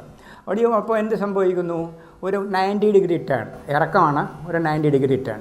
മോനെ ഓടിച്ചുകൊണ്ടിരുന്നപ്പോൾ കൺട്രോൾ കിട്ടിയില്ല. റോഡിൻ്റെ വെളിയിൽ വണ്ടി ഇറങ്ങി. റോഡിൻ്റെ വെളിയിൽ വന്ന് ഇറങ്ങും കൃത്യമായി നല്ല ഒരു സ്ഥലത്ത് വെച്ചാണ് വണ്ടി ഇറങ്ങിയത്. അവിടെ നല്ല ഒരു ചുവരുണ്ടായിരുന്നു, ഇങ്ങനെ ചരിഞ്ഞ ഒരു ചുവര്. മരണക്കിണറ്റിൽ കൂടെ സൈക്കിളും വണ്ടിയൊക്കെ കാറൊക്കെ പോകുന്ന കണ്ടിട്ടില്ല എന്ന് പറഞ്ഞാൽ എൻ്റെ കാറ് അങ്ങോട്ട് കയറി നേരെ ഇങ്ങനെ അങ്ങ് വീണു. ഞാൻ ഫ്രണ്ട് സീറ്റിലിരിക്കുകയാണ്, ഓമിനിയാണ്, സീറ്റ് ബെൽറ്റ് ഇല്ല. അവൻ ഡ്രൈവർ വീണ് കിടക്കുന്നത് എനിക്കറിയാം. ഞാൻ ശ്രമിക്കുകയാണ് അവനെ സഹായിക്കാൻ. ഞാൻ വണ്ടി വീണു, പക്ഷേ ഞാൻ വീഴുന്നില്ല. ഞാൻ ഈ കസറ വീണെങ്കിൽ ഞാൻ വീടായിരിക്കാൻ പറ്റത്തില്ലല്ലോ. പക്ഷേ അന്ന് 35 കിലോമീറ്റർ സ്പീഡിൽ പോയ വണ്ടി മറിഞ്ഞിട്ടും ഞാൻ വീണില്ല. അവനെ സഹായിക്കാൻ നോക്കിയിട്ട് എനിക്ക് അനങ്ങാൻ കഴിയുന്നില്ല. വണ്ടിയുടെ ഗ്ലാസ് എല്ലാം പൊട്ടി. അപ്പോൾ ഈ പുറകിലൊരു 18 വയസ്സുള്ള മോനുണ്ടായിരുന്നു, രാജസ്ഥാനിലെ മോൻ. അവൻ ഈ പൊട്ടിയ ഗ്ലാസിൻ്റെ അകത്തൂടെ വെളിയിൽ എറിയപ്പെട്ടു. അവൻ നോക്കിയപ്പോൾ ഞാൻ അവിടെ വണ്ടിക്കകത്തിരിക്കുന്നു. അയ്യോ അങ്കിള് വണ്ടിക്കകത്താണ്. 18 വയസ്സുള്ള ആ മോനൻ പൂ ബിസ്ക്കറ്റ് എടുക്കുന്ന പോലെ എന്നെ എടുത്തു. വണ്ടിയുടെ വെളി വന്നപ്പോഴത്തേക്ക് അവന് എന്നെ വെയിറ്റ് താങ്ങാൻ പറ്റുമോ? വണ്ടിക്കകത്തിരിക്കുമ്പോൾ ഞാൻ പൂ ബിസ്ക്കറ്റായിരുന്നു. ഒരു സെക്കൻഡിലേക്ക് ആ ലോ ഓഫ് ഗ്രാവിറ്റി ദൈവം സസ്പെൻഡ് ചെയ്തു. ദൈവത്തിന് സ്തോത്രം. ഓർക്കുന്നുണ്ടല്ലോ, യോശുവയുടെ കാലത്ത് ആ ഫിസിക്കൽ ലോ ദൈവം ഒന്ന് സസ്പെൻഡ് ചെയ്തു. ഇന്നും ചിലപ്പോൾ ഈ ഫിസിക്കൽ ലോസ് ദൈവം സസ്പെൻഡ് ചെയ്യും. എന്നാൽ ആത്മീയ നിയമങ്ങളുണ്ടല്ലോ, അത് ദൈവം തൻ്റെ ജനത്തിന് തൻ്റെ വചനത്തിൽ കൊളുത്തിയിട്ടുണ്ട്. 147 സങ്കീർത്തനം 147 സങ്കീർത്തനത്തിൻ്റെ 19-20 വാക്യങ്ങൾ. അവ യാക്കോബിന് തൻ്റെ വചനവും ഇസ്രായേലിന് തൻ്റെ ചട്ടങ്ങളും വെളിപ്പെടുത്തുന്നു. അങ്ങനെ യാതൊരു ജാതിക്കും അവൻ ചെയ്തിട്ടില്ല, അവൻ്റെ വിധികളെ അവർ അറിഞ്ഞിട്ടുമില്ല. ദൈവം തൻ്റെ ആത്മീയ നിയമങ്ങളെ എഴുതി കൊടുത്തിരിക്കുന്ന പുസ്തകമാണ് ബൈബിൾ. ഫിസിക്കൽ ലോസ് ചിലപ്പം 1 സെക്കൻഡിൽ അവൻ സസ്പെൻഡ് ചെയ്തേക്കും. പക്ഷേ ഇത് എഴുതി കൊടുത്തിരിക്കുക, ഇത് 1 സെക്കൻഡ് പോലും അവൻ സസ്പെൻഡ് ചെയ്യില്ല. അതിലൊരു നിയമമാണ് എന്താ? യാചിപ്പീൻ കിട്ടും, യാചിക്കായി കൊണ്ട് ലഭിക്കുകയില്ല. നമുക്ക് വായിക്കേണ്ട ഒരു വാക്യം എസെക്കിയേൽ 36:37. അത് നോട്ട് ചെയ്ത് വെക്കേണ്ട വാക്യമാണ്. ഇതുവരെ ആ വാക്യം കുറിച്ചില്ലെങ്കിൽ ഇന്ന് തന്നെ കുറിക്കണം. എഹെസ്കേൽ 36:37. എന്നിട്ട് ഈ വാക്യം അതിൻ്റെ അർത്ഥം എന്താണെന്ന് കർത്താവിനോട് ചോദിച്ചിട്ട് ഈ പ്രകാരം ജീവിക്കാൻ നമ്മളെ സഹായിക്കണമെന്ന് പ്രാർത്ഥിക്കുക. എന്താ വായിച്ചേ? എഹെസ്കേൽ 36:37. യഹോവയായ കർത്താവ് ഇപ്രകാരം അരുളി ചെയ്യുന്നു, ഇസ്രായേൽ ജനം എന്നോട് അപേക്ഷിച്ചിട്ട് ഞാൻ ഒന്നുകൂടെ ചെയ്യും. അപേക്ഷിച്ചില്ലെങ്കിലോ ചെയ്യയില്ല. ഞാൻ അവർക്ക് ആളുകളെ ആട്ടിൻകൂട്ടത്തെ പോലെ വർദ്ധിപ്പിച്ചു കൊടുക്കും. 2-3 പേർ ഇവിടെ കൂടിയാലും എന്നാണ് പ്രമാണം.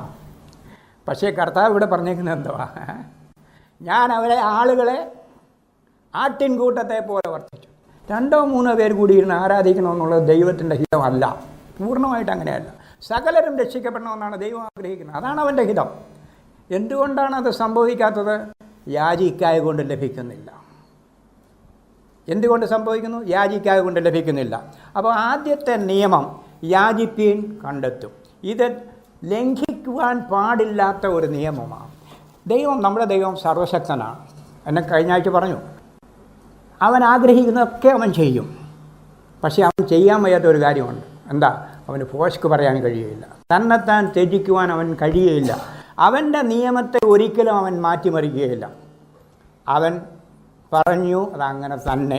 അവൻ പറയുമ്പോൾ അത് സംഭവിക്കുകയാണല്ലോ, പിന്നെ എങ്ങനെ കള്ളം പറയാൻ കഴിയും? അപ്പോൾ ദൈവത്തിൻ്റെ നിയമത്തെ അവൻ ലംഘിക്കുവാൻ കഴിയാത്തത് കൊണ്ടാണ് ഈ കാര്യം നമ്മൾ മനസ്സിലാക്കേണ്ടത്. യാചിപ്പീൻ ലഭിക്കും, യാചിക്കായി കൊണ്ട് ലഭിക്കുന്നില്ല. മത്തായി 7:8 വാക്യം, യാചിക്കുന്ന ഏവനും ലഭിക്കുന്നു. ഇത് നേരാണോ? യാചിക്കുന്ന ഏവനും ലഭിക്കുന്നു. നമ്മളെല്ലാവരും പ്രാർത്ഥിക്കുന്നവരാണ്. യാചിച്ച എല്ലാ കാര്യങ്ങളും എപ്പോഴും കിട്ടിയിട്ടുണ്ടോ? കണിശമായിട്ടും കിട്ടിയിട്ടില്ല. എനിക്കും കിട്ടിയിട്ടില്ല, ഒരുത്തർക്കും കിട്ടിയിട്ടില്ല. അപ്പോൾ ഈ വാക്യത്തിൻ്റെ അർത്ഥം എന്താ? യാചിക്കുന്ന ഏവനും ലഭിക്കും. ഈ വാക്യത്തിൻ്റെ അർത്ഥം എന്താ? ഇതിന് മനസ്സിലാക്കേണ്ട സത്യം, ദൈവം പ്രാർത്ഥന ഏർപ്പെടുത്തിയിരിക്കുന്നത് ആത്മീയ കാര്യങ്ങൾക്ക് വേണ്ടിയാണ്. ദൈവം പ്രാർത്ഥന ഏർപ്പെടുത്തിയിരിക്കുന്നത് പ്രൈമറിലി, പ്രാഥമികമായിട്ട് ഇത് ആത്മീയ കാര്യങ്ങൾക്ക് വേണ്ടിയാണ്. നിങ്ങൾ സഭയെ അറ്റൻഡ് ചെയ്യുന്ന എത്രയോ ആളുകൾ എത്രയോ വർഷങ്ങളായിട്ട് അറ്റൻഡ് ചെയ്യുന്നു, 10-25 വർഷങ്ങൾ, 30 വർഷം. ആരുടെയെങ്കിലും സാക്ഷിയെ ഒരിക്കലും കേട്ടിട്ടുണ്ടോ? ഞാൻ കഴിഞ്ഞ 25 വർഷമായിട്ട് കർത്താവിനോട് എന്നോട് ക്ഷമിക്കണമെന്ന് ഞാൻ യാചിച്ചുകൊണ്ടിരിക്കുക, ഇതുവരെയും ക്ഷമിച്ച പാടില്ല. അങ്ങനെ സാക്ഷ്യം കേട്ടിട്ടുണ്ടോ? ഒരിക്കലും ഇല്ല. യാചിക്കുന്ന ഏവനും ലഭിക്കും. നിങ്ങളുടെ പാപങ്ങളെ ഏറ്റുപറയുന്നെങ്കിൽ അവൻ നീതിമാനാണ്, അവൻ പാപങ്ങളെ ക്ഷമിക്കും. അപ്പോൾ യാചിക്കുന്ന ഏവനും ലഭിക്കും. ആത്മീയ കാര്യങ്ങൾക്ക് വേണ്ടി പ്രാർത്ഥിക്കുമ്പോൾ ഇല്ല എന്നവൻ പറയുകയില്ല. അപ്പം മനസ്സിലാക്കി കർത്താവിൻ്റെ ശിഷ്യന്മാരെ പ്രാർത്ഥിക്കാൻ പഠിപ്പിച്ചു. മത്തായി സുവിശേഷം 6-10 വാക്യങ്ങളാണ് വായിക്കുന്നുണ്ടല്ലോ. ആ വാക്യത്തിൽ എന്താ പറയുന്നത്? 7 പ്രാർത്ഥനാ റിക്വസ്റ്റ് ഉണ്ട്. അതിൽ 1 മാത്രമേ ഉള്ളൂ ഭൗതിക കാര്യങ്ങൾക്ക് വേണ്ടിയുള്ളൂ. അപ്പോൾ ഈ 1 ഭൗതിക, ബാക്കി 6 ആത്മീയ കാര്യങ്ങൾക്ക് വേണ്ടിയാണ്. ദൈവം പ്രാർത്ഥന ഏർപ്പെടുത്തിയിരിക്കുന്നത് ആത്മീയ കാര്യങ്ങൾക്ക് വേണ്ടി പ്രാർത്ഥിക്കാനാണ്. ഭൗതിക കാര്യങ്ങൾക്ക് വേണ്ടി പ്രാർത്ഥിക്കേണ്ടെന്നല്ല, പ്രാർത്ഥിക്കണം. അന്നന്നത്തേക്കുള്ള ആഹാരം തരണമേ. ഗ്രീക്ക് വായിച്ചാൽ ലൂക്കോസിൻ്റെ സുവിശേഷത്തിൽ വലിയ രസമാണ്. നാളത്തേക്കുള്ള ആഹാരം ഇന്ന് തരണമെന്നാണ്. Give us this day the bread for the morrow. അങ്ങനെയാണല്ലേ കിങ് ജെയിംസിൻ്റെ അകത്തുള്ളത്. അപ്പോൾ നമ്മൾ ഈ ഭൂമിയിൽ പട്ടിണി കിടക്കണമെന്ന് ദൈവം ആഗ്രഹിക്കുന്നില്ല. ഭൗതിക കാര്യങ്ങൾക്ക് വേണ്ടി പ്രാർത്ഥിക്കുവാൻ നമ്മൾ പറഞ്ഞിട്ടുണ്ടെന്ന് ചെയ്യുകയും ചെയ്യും. ഇവിടെ ഇരിക്കുന്ന സകലർക്കും അനുഭവമുണ്ട്. എന്നാൽ നമ്മുടെ പ്രാർത്ഥനകൾ ആ ഭൗതിക കാര്യങ്ങൾക്ക് വേണ്ടി മാത്രമായി കഴിയുമ്പോഴാണ് പരാജയം നമ്മുടെ ജീവിതത്തിൽ വരുന്നത്. പ്രാർത്ഥിച്ച് മടുത്തുപോയ ആളുകളെ കണ്ടിട്ടുണ്ടോ? ഞാൻ കണ്ടിട്ടുണ്ട്. ഇനി ഞാൻ പ്രാർത്ഥിക്കുന്നില്ല. കാരണം എന്താ? പ്രാർത്ഥിച്ച് എന്താ പ്രയോജനം? എത്ര നാളായിട്ട് പ്രാർത്ഥിക്കുക, പ്രാർത്ഥിച്ച് മടുത്തു പോകും. കാരണം എന്താ? ഇവർ പ്രാർത്ഥിക്കുന്നത് മുഴുവൻ ഭൗതിക കാര്യങ്ങൾക്ക് വേണ്ടിയാണ്. ഒരു നട്ടിന് വേണ്ടി പ്ലാൻ ചെയ്ത സ്പാനർ വേറൊരു നട്ടിനെ ഉപയോഗിച്ചാൽ അത് സ്ലിപ്പാകുന്നത് ന്യായമല്ലയോ? ദൈവം പ്രാർത്ഥന ഏർപ്പെടുത്തിയിരിക്കുന്നത് ആത്മീയ കാര്യങ്ങൾക്ക് വേണ്ടിയാണ്. ഭൗതിക കാര്യങ്ങൾക്ക് പ്രാർത്ഥിക്കാം, പക്ഷേ പ്രൈമറിലി ദൈവം ഉദ്ദേശിക്കുന്നത് ആത്മീയ കാര്യങ്ങൾക്ക്. ഇത് മറക്കരുത്. ആത്മീയ കാര്യങ്ങൾക്ക് വേണ്ടി പ്രാർത്ഥിച്ച് ഇല്ല എന്ന് ഉത്തരം നിങ്ങൾക്ക് വേണമെങ്കിൽ ആത്മീയ കാര്യങ്ങൾക്ക് വേണ്ടി പ്രാർത്ഥിച്ചുകൊള്ളുക. പോരാട്ടം ഉണ്ടാകും. പോരാട്ടത്തെക്കുറിച്ച് സമയം അനുവദിച്ചാൽ പോരാട്ടത്തെക്കുറിച്ച് സംസാരിക്കുന്നതായിരിക്കും.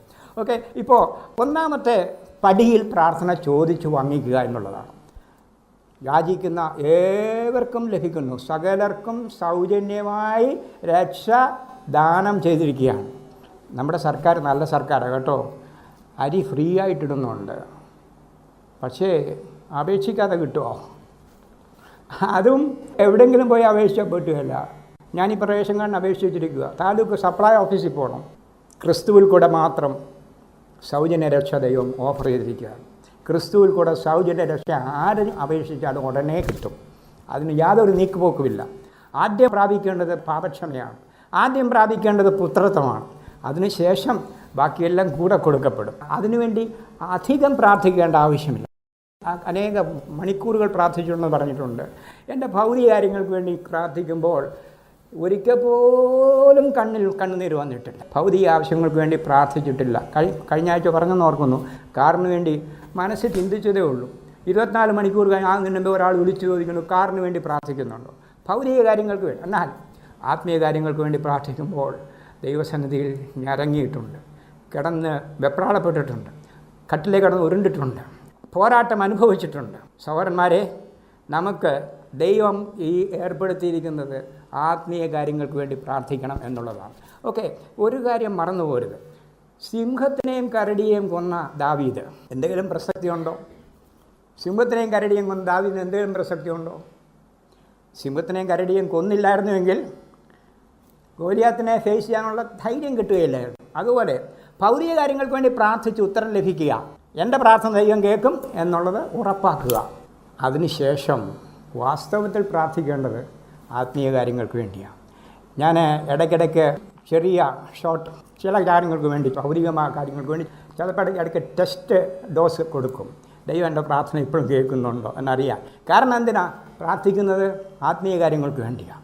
അത് ചിലപ്പോൾ വലിയ പോരാട്ടം ഉള്ള അനുഭവമാണ്. അപ്പോൾ അത് ഉടനെ ഉത്തരം ലഭിച്ചില്ല എന്ന് വരാം. എൻ്റെ പ്രാർത്ഥന ദൈവം കേൾക്കുന്നുണ്ടോ സംശയം വരത്തക്കോണം ചിലപ്പോൾ മാസങ്ങൾ വർഷങ്ങൾ നീണ്ടുവെന്ന് വരാം. അപ്പോൾ ഭൗതിക കാര്യങ്ങൾക്ക് വേണ്ടി പ്രാർത്ഥിച്ച് എൻ്റെ പ്രാർത്ഥന ദൈവം കേൾക്കുമെന്നുള്ളത് ഉറപ്പാക്കിക്കൊള്ളുക. അതിനുശേഷം വാസ്തവത്തിൽ പ്രാർത്ഥിക്കേണ്ടത് ആത്മീയ കാര്യങ്ങൾക്ക് വേണ്ടിയാണ്. ഓക്കെ, ആദ്യത്തെ തലത്തിൽ പ്രാർത്ഥന ചോദിച്ചു വാങ്ങിക്കുകയാണ്. ഈ തലത്തിലാണ് നമ്മളെല്ലാം ഇരിക്കുന്നത്.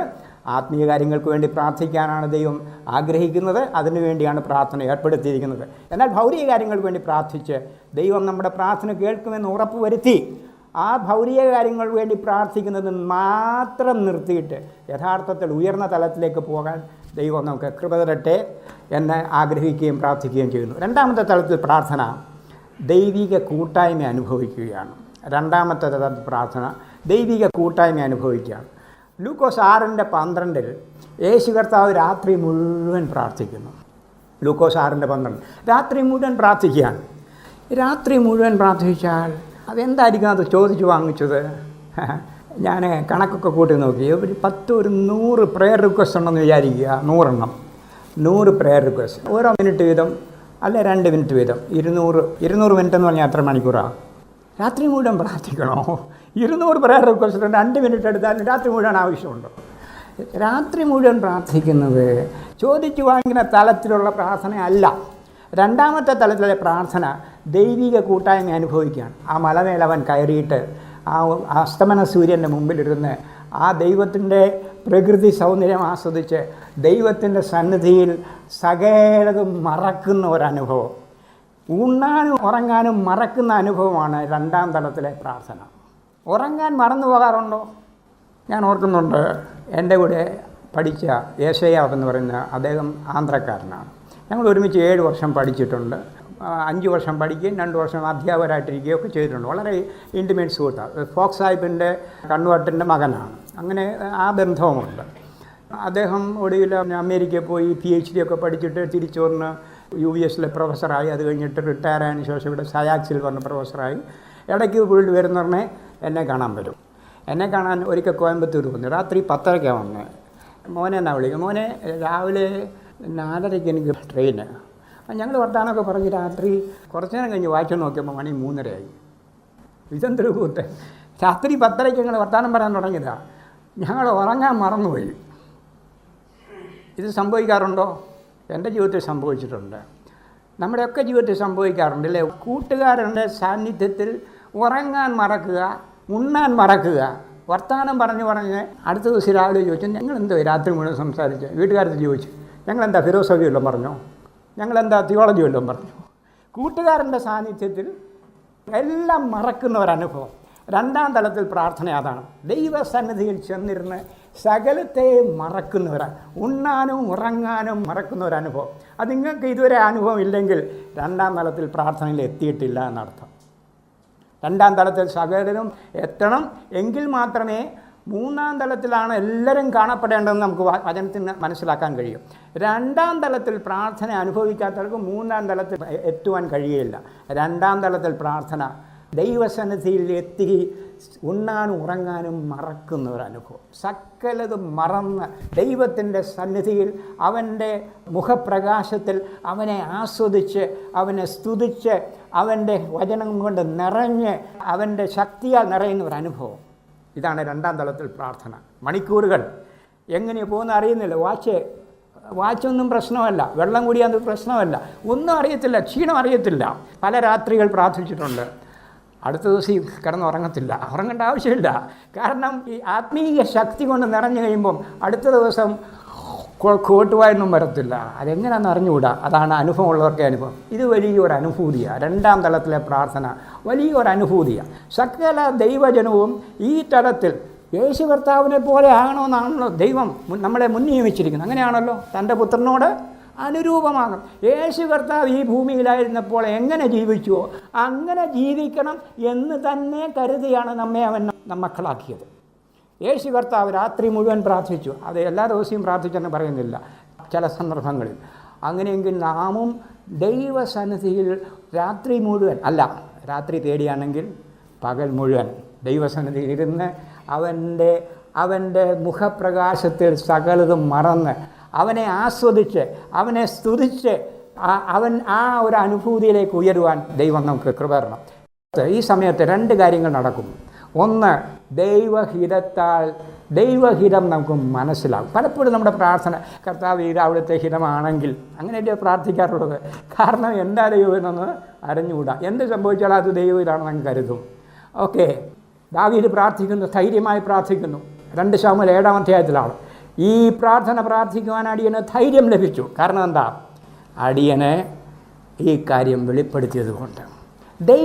ധൈര്യമായി പ്രാർത്ഥിക്കണമെങ്കിൽ കർത്താവേ ഇത് ഇങ്ങനെയാണ് സംഭവിക്കേണ്ടത്, കാരണം അവിടുന്ന് എനിക്ക് വെളിപ്പെടുത്തിയിട്ടുണ്ട്. ഇന്ന് കർത്താവ് വെളിപ്പെടുത്തുമോ? സത്യമായിട്ട് വെളിപ്പെടുത്തും, വളരെ വ്യക്തമായിട്ട് വെളിപ്പെടുത്തും. ഞാൻ പലപ്പോഴും പറയാറുണ്ട്, ഇത് ഈ ബൈബിൾ എൻ്റെ ബയോഗ്രഫിയാണ്, എൻ്റെ ജീവിതം. ഞാൻ ഇടത്തോട്ടോ വലത്തോട്ടോ ചെയ്യുമ്പം ഇതിൻ്റെ അകത്തുനിന്ന് ഇൻസ്ട്രക്ഷൻ വരും. എൻ്റെ മാത്രമാണോ? ഞാനെന്നാ ഫ്രീക്കാണോ? ഞാനൊരു അസാധ്യ വ്യക്തിയാണ്? ഒരിക്കലുമല്ല. ഇവിടെ ഇരിക്കുന്ന സകലരുടെയും ബയോഗ്രഫി ഇതിൻ്റെ അകത്തുണ്ട്. സകല വിശ്വാസികളുടെയും ബയോഗ്രഫി ഇതിൻ്റെ അകത്തുണ്ട്. നിങ്ങൾ വലത്തോട്ടോ ഇടത്തോട്ടോ തിരിയുമ്പോൾ എങ്ങോട്ടാണ് തിരിയേണ്ടതെന്ന് വ്യക്തമായി അത് ദൈവസന്നിധിയിൽ കാത്തിരുന്ന് ദൈവത്തിൻ്റെ ഹിതം മനസ്സിലാക്കണമെങ്കിൽ ദൈവസന്നിധിയിൽ കാത്തിരിക്കണം. ദൈവസന്നിധിയിൽ കാത്തിരുന്ന് ദൈവത്തിൻ്റെ ഹിതം മനസ്സിലാകുന്നു ഇല്ല, ദൈവശക്തിയാൽ നിറയുന്നു. യഹോവയെ കാത്തിരിക്കുന്നവർ ശക്തിയെ പുതുക്കും. യെശയ്യാ 40:31 വാക്യം. യഹോവയെ കാത്തിരിക്കുന്നവർ ശക്തിയെ പുതുക്കും. നാം ദൈവത്തിൻ്റെ ഹിതത്തിൻ്റെ പറ്റിയുള്ള പൂർണ്ണ നിശ്ചയമുള്ളവരായിരിക്കണം എന്ന് ദൈവം ആഗ്രഹിക്കുന്നു. കൊലോസ്യലേഖനം 4-ാം അധ്യായത്തിൽ അത് വായിക്കുന്നല്ലോ. എന്താ? നാം ദൈവഹിതത്തേക്ക് പൂർണ്ണ നിശ്ചയമുള്ളവരായിരിക്കണം. കർത്താവ് നമ്മളോട് പറഞ്ഞിട്ടുണ്ട്. എന്താ പറഞ്ഞിട്ടുണ്ട്? ആത്മാവിൽ നിറഞ്ഞിരിപ്പിനെ ബി ഈ ഫീൽഡ്. അത് കൽപ്പനയാണ്. ആത്മാവിൽ കൽപ്പനയാണ്. എങ്ങനെയാണ് ആത്മാവിൽ നിറയുന്നത്? ചിലർ വിചാരിക്കുന്നത് ബഹളം വെച്ച ഉടനെ ആത്മാവിൽ നിറയുന്നു. ഇല്ല, ഒരിക്കലും ആകുകയില്ല. അബദ്ധമാണത്. Number 1 foolishness. എങ്ങനെ ആത്മാവിൽ നിറയണോ? ദൈവവചനത്താൽ നിറയാതെ ആത്മാവിൽ നിറയാൻ കഴിയുകയില്ല. എഫേസ്യർ 5:19 ആത്മാവിൽ നിറഞ്ഞവരായി സങ്കീർത്തനങ്ങളാലും സ്തുതികളാലും എന്ന് പറയുന്ന അതേ ഫ്രൈസ് കൊളോസ്യർ 3:16 സങ്കീർത്തനങ്ങളാലും സ്തുതികളാലും. ആ വാക്യം എക്സാക്ട്ലി വേർഡ് ബൈ വേർഡ് അത് സെയിമാണ്. കൊളോസ്യർ 3:4 പറയുന്നത് ക്രിസ്തുവിൻ്റെ വചനം സകല ഐശ്വര്യത്തും കൂടെ നിങ്ങളുടെ ഹൃദയത്തിൽ വസിക്കട്ടെ. അപ്പം ആത്മാവിനാൽ നിറയണമെങ്കിൽ ദൈവവചനത്താൽ നിറയണം. ദൈവവചനത്താൽ നിറയാതെ ആത്മാവിനാൽ നിറയാൻ കഴിയുകയില്ല. ഈ രണ്ടാമത്തെ തലത്തിൽ പ്രാർത്ഥന ദൈവഹിതം മനസ്സിലാക്കുക, ദൈവശക്തി പ്രാപിക്കുക, ദൈവത്തിൻ്റെ ആത്മാവിനാൽ നിറയുന്ന അനുഭവമാണ് രണ്ടാമത്തെ തലത്തിൽ പ്രാർത്ഥന. സകല വിശ്വാസികളും രണ്ടാം തലത്തിൽ പ്രാർത്ഥന അനുഭവിച്ചെങ്കിൽ മാത്രമേ മൂന്നാം തലത്തിലേക്ക് പ്രവേശിക്കാൻ കഴിയുകയുള്ളൂ. സ്റ്റെപ്പ് കയറുന്നത് എന്തൊരു ബുദ്ധിമുട്ടാണെന്ന് എനിക്കറിയാം. ഈ ചെറിയ സ്റ്റെപ്പ് കയറുന്ന തന്നെ എത്ര പേരാ ബുദ്ധിമുട്ടി എന്നെ കിളത്തി വെക്കുന്നത്. ആത്മീയമായിട്ട് അത് തന്നെ കേട്ടോ. സ്റ്റെപ്പ് കയറുന്ന വെച്ചാൽ ബുദ്ധിമുട്ടാണ്. ഒരു ഞൊണ്ടി ഉപദേശിയിൽ നിന്ന് വന്ന് തെള്ളിവിടുക, ഒരു സ്റ്റെപ്പ് കയറ്റാൻ ശ്രമിച്ചുകൊള്ളുക. കയറിക്കഴിഞ്ഞാൽ ഉണ്ടല്ലോ പിന്നെ ഉയർന്ന തലത്തിലാണ്. മൂന്നാം തലത്തിൽ പ്രാർത്ഥന പോരാട്ടമാണ്. റോമാലേഖനം 15 30, 31, 32 വാക്യങ്ങൾ. ഈ വാക്യം കുറിക്കൊള്ളേണ്ട വാക്യമാണ്. എന്നാൽ സഹോദരന്മാരെ, യഹൂദ്യയിലെ അവിശ്വാസികളുടെ കയ്യിൽ നിന്ന് എന്നെ രക്ഷിക്കേണ്ടതിനും യെരൂശലേമിലേക്ക് ഞാൻ കൊണ്ടുപോകുന്ന സഹായം വിശുദ്ധന്മാർക്ക് പ്രസാദകരമായി തീരേണ്ടതിനും ഇങ്ങനെ ഞാൻ ദൈവേഷ്ടത്താൽ സന്തോഷത്തോടെ നിങ്ങളുടെ അടുക്കൽ വന്ന് നിങ്ങളുടെ മനം തണുക്കേണ്ടതിന് നിങ്ങൾ എനിക്ക് വേണ്ടി ദൈവത്തോടുള്ള പ്രാർത്ഥനയിൽ എന്നോടുകൂടെ പോരാടണമെന്ന് നമ്മുടെ കർത്താവായ യേശുവിനെയും ആത്മാവിൻ്റെ സ്നേഹത്തെയും ഓർപ്പിച്ച് ഞാൻ നിങ്ങളെ പ്രബോധിപ്പിക്കുന്നു. ഈ വാക്യം റോമാപുരിയിലുള്ള സകല വിശ്വാസികൾക്ക് എഴുതിയിരിക്കുകയാണ്. മൂപ്പന്മാർക്കോ ശുശ്രൂഷകന്മാർക്കോ മാത്രമല്ല. ഈ വാക്യം നമ്മുടെ കർത്താവായ യേശുവിനെയും ആത്മാവിൻ്റെ സ്നേഹത്തെയും അനുഭവിച്ച സകലരോടും പറയുകയാണ്. എന്താ പറയുന്നത്? ഞാൻ പ്രാർത്ഥനയിൽ പോരാടുന്നത് പോലെ നിങ്ങളും പ്രാർത്ഥനയിൽ പോരാടണം. Strive with me in prayer. അതൊരു കൽപ്പനയാണ്. Strive with me in prayer അത് കൽപ്പനയാണ്. എൻ്റെ ഭാഷയിൽ പറഞ്ഞാൽ പ്രാർത്ഥനയിൽ പോരാടാത്ത വിശ്വാസി ഈ കൽപ്പന ലംഘിച്ചാണ് ജീവിക്കുന്നത്. നമ്മളൊക്കെ പ്രാർത്ഥിക്കുന്നവരാണ്, പക്ഷേ എത്ര പേര് പ്രാർത്ഥനയിൽ പോരാടുന്നു? പ്രാർത്ഥനയിൽ പോരാടാത്ത വിശ്വാസിയെ നീ ദൈവകൽപ്പന ലംഘിച്ച് ജീവിക്കുന്ന ഒരാളാണ്. മറന്നുപോയത്. ദൈവം നമ്മെക്കുറിച്ച് ആഗ്രഹിക്കുന്നത് ഇങ്ങനെ ദൈവേഷ്ടത്താൽ സന്തോഷത്തോടെ നിങ്ങളുടെ അടുക്കൽ വന്ന് നിങ്ങളുടെ മനം തണുക്കേണ്ടതിന് നിങ്ങൾ എനിക്ക് വേണ്ടി ദൈവത്തോടുള്ള പ്രാർത്ഥനയിൽ എന്നോടുകൂടെ പോരാടണം. പൗലോസ് പോരാടുകയാണ്. എന്തിനാണ് ഈ പൗലോസ് ഇത് പറയുന്നത്? ഓർക്കുന്നുണ്ടോ? പൗലോസ് തെസ്സലോനിക്ക് ലേഖനം എഴുതിയപ്പോൾ 2 പ്രാവശ്യം ഞാൻ അവിടെ വരുവാൻ ആഗ്രഹിച്ചു, പിശാച് എന്നെ തടഞ്ഞു. പൗലോസിനെ പിശാച് തടഞ്ഞു. തെസ്സലോനിക്കൊക്കെ അവൻ പോകാൻ കഴിഞ്ഞില്ല. എന്നാൽ ഇവിടെ റോമാപുരിയിൽ പോകുവാൻ അവൻ ആഗ്രഹിക്കുന്നു. പൗലോസിനറിയാം എന്ത് സംഭവിക്കും. എന്നെ പിശാച് തടയും. ഇത് ദൈവ ഇഷ്ടമാണ്, പക്ഷേ ഇത് പിശാച് എന്നെ തടയുമെന്നുള്ളത് എൻ്റെ അനുഭവമാണ്. അതുകൊണ്ട് ഞാൻ എന്തു ചെയ്യുന്നു? ഞാൻ പ്രാർത്ഥനയിൽ പോരാടുന്നു. കർത്താവേ, അവിടുത്തെ ഹിതമാണിത്, ഞാൻ അവിടെ എത്തണം എന്നുള്ളത് അവിടുത്തെ ഹിതമാണ്. എങ്കിൽ മാത്രമേ ആ വിശ്വാസികളുടെ മനം തണുക്കുകയുള്ളൂ, എങ്കിൽ മാത്രമേ അവിടുത്തെ ഹിതം നിറവേറുകയുള്ളൂ എന്നെനിക്ക് വ്യക്തമായിട്ടറിയാം. കഴിഞ്ഞ പ്രാവശ്യം തെസ്സലോനിക്കയിൽ പോകാൻ ആഗ്രഹിച്ചപ്പോൾ പിശാചിനെ തടഞ്ഞതുപോലെ ഇപ്പോഴും പിശാചിനെ തടയും എന്നെനിക്കറിയാം. അതുകൊണ്ട് ഞാൻ പ്രാർത്ഥനയിൽ പോരാടുന്നു. പൗലോസ് പറയുക, ഇല്ല, ഞാൻ മാത്രം പോരാടിയാൽ പോരാ, നിങ്ങൾ എന്നോടുകൂടെ പ്രാർത്ഥനയിൽ പോരാടണം. അത് കൽപ്പന, സകല വിശ്വാസികൾക്കുള്ള കൽപ്പനയാണ്. ദൈവഹിതത്തെക്കുറിച്ച് നമുക്ക് അടുത്തൊരു ക്ലാസ്സിൽ പഠിക്കാം. എന്നാൽ ഈ വാക്യത്തിൽ നിന്ന് മനസ്സിലാക്കേണ്ട ഒരു സത്യം, ദൈവഹിതം നിറവേറണമെങ്കിൽ ദൈവജനം പോരാടണം. ദൈവജനം പോരാടാതെ ദൈവത്തിൻ്റെ പരിപൂർണഹിതം ഈ ഭൂമിയിൽ നിറവേറുകയില്ല. കാരണം ദൈവഹിതം ഈ ഭൂമിയിൽ നിറവേറുന്നത് പിശാച് എപ്പോഴും തടയുക. കർത്താവ് ശിഷ്യന്മാരെ പഠിപ്പിച്ചല്ലോ, നിൻ്റെ ഹിതം സ്വർഗത്തിൽ നിറവേറുന്ന പോലെ സ്വർഗത്തിൽ അവൻ്റെ ഹിതം നിറവേറുന്നു. ഭൂമിയിൽ അവൻ്റെ ഹിതം നിറവേറണമെങ്കിൽ ദൈവജനം പ്രാർത്ഥിക്കണം. കാരണം പിശാച് ദൈവത്തിൻ്റെ ഹിതം ഈ ഭൂമിയിൽ നടക്കുന്നതിന് എതിരാണ്. അവൻ തടഞ്ഞു വെച്ചിരിക്കുകയാണ്. ഞാനൊരു കാര്യം പഠിച്ചിട്ടുണ്ട് കേട്ടോ, അത് വിശ്വസിക്കാൻ മേത്ത കാര്യമാണ്. ചില ആത്മീയ കാര്യങ്ങളൊക്കെ പഠിച്ചത് വിശ്വസിക്കാൻ മേത്ത കാര്യമാണ്. ഈ കാര്യം എന്താണെന്ന് ചോദിച്ചാൽ, ദൈവം ഒരിക്കലും പിശാചിനോട് പോരാടുകയില്ല. ഇത് കേൾക്കുമ്പം ചിലരുടെയൊക്കെ നെറ്റ് ചുളിയും. ദൈവം ഒരിക്കലും പിശാചിനോട് പോരാടുകയില്ല. അതെങ്ങനെയാണ് ദൈവത്തിന് പിശാചിനോട് പോരാടാൻ കഴിയുന്നത്? അല്ലേ, കട്ടുറുമ്പുണ്ട് ഇവിടെ, കട്ടുറുമ്പ് 2 കൊമ്പൊക്കെ വെച്ച് ഇങ്ങനെ കണ്ണൊക്കെ തെള്ളിക്കൊണ്ട് ഒരു കട്ടുറുമ്പ് ഇവിടെ ഇരുന്നുകൊണ്ട്, എടോ ധൈര്യമുണ്ട് എന്നോട്, എനിക്ക് കട്ടുറുമ്പിനോട് ഗുസ്തി പിടിക്കാൻ പറ്റുമോ? ഒന്നീ ഞെരടി കൊല്ലണം, അല്ലെങ്കിൽ എനിക്ക് കട്ടുറുമ്പിനോട് അല്ലെങ്കിൽ നീറിനോട് ഗുസ്തി പിടിക്കാൻ കഴിയത്തില്ലെങ്കിൽ പിന്നെ എങ്ങനെ സർവ്വവ്യാപിയായ സർവജ്ഞാനിയായ സർവശക്തനായ ദൈവത്തിന് തൻ്റെ സൃഷ്ടിയായ പിശാചിനോട് ഗുസ്തി പിടിക്കാൻ കഴിയുന്നത്? പിശാചിനറിയാം ദൈവം നല്ലവനാണ്. അല്ലേ, കർത്താവ് ഈ ഭൂമിയിൽ വന്നപ്പോൾ നമ്മളോട് പറഞ്ഞു നമ്മുടെ ശത്രുവിനെ സ്നേഹിക്കണം. അപ്പം തൻ്റെ ശത്രുവിനെ ഞെരടിക്കൊല്ലോ? പിശാചിനറിയാൻ ദൈവം നല്ലവനാണെന്ന്. ഒരിക്കലും അവൻ ഞെരടിക്കൊള്ളുകയില്ല. അവൻ പിശാചിനെ തോൽപ്പിക്കേണ്ടതിന് മനുഷ്യനായിട്ട് ഇവിടെ അവതരിച്ചു. മനുഷ്യനാണ് പിശാചിനെ തോൽപ്പിക്കേണ്ടത്. യേശു കർത്താവ് ദൈവം മനുഷ്യനായിട്ട് ഇവിടെ വരാനുള്ള കാരണം എന്താ? അവൻ ദൈവമായിരുന്നാൽ, സ്വർഗത്തിലിരുന്നാൽ ഒരിക്കലും അവൻ പിശാചിനെ തോൽപ്പിക്കാൻ കഴിയില്ല. പിശാചിൻ്റെ പ്രക്രിയയെ അഴിക്കേണ്ടതിന് ദൈവപുത്രൻ വെളിപ്പെട്ടു. അവൻ മനുഷ്യനായ ക്രിസ്തുവാണ് പിശാചിനെ കാൽവറിയിൽ തോൽപ്പിക്കുന്നത്. ഇന്ന് നമ്മെ വീണ്ടെടുത്ത് നമ്മെ ആ ദൗത്യം ഏർപ്പെടുത്തിയിരിക്കുകയാണ്. എന്താ? നിരപ്പിൻ്റെ ശുശ്രൂഷ. നമ്മെ നിരപ്പിൻ്റെ ശുശ്രൂഷ നമ്മെ ഏൽപ്പിച്ചിരിക്കുകയാണ്.